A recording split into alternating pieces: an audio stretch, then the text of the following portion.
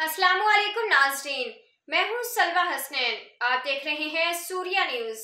आइए नजर डालते हैं आज की अहम खबरों पर। वज़ीर बल्दियात सिंध सईद गनी की ज़र सदारत पीपल्स पार्टी से ताल्लुक़ रखने वाले कराची के टाउन चेयरमैन का अहम इजलास मुनक़िद हुआ। इजलास में पीपल्स पार्टी कराची के जनरल सेक्रेटरी डिस्ट्रिक्ट साउथ के सदर जावेद नागौरी, तमाम टाउन्स के चेयरमैन और दिगर ने शिरकत की।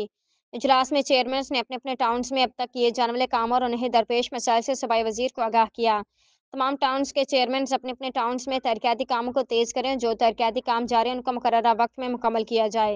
तमाम टाउन्स के तरक्याती मनसूबों पर किसी किस्म का कोई समझौता नहीं किया जाएगा।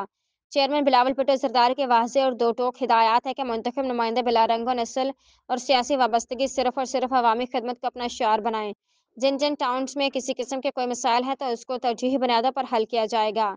कराची के अवाम के एतमाद पर पूरा उतरना तमाम मुंतखब नुमाइंदों की अवलिन जिम्मेदारी है और अगर कोई ये जिम्मेदारी पूरी करने में नाकाम रहता है तो उसके खिलाफ सख्त कार्रवाई अमल में लाई जाएगी। सईद गनी।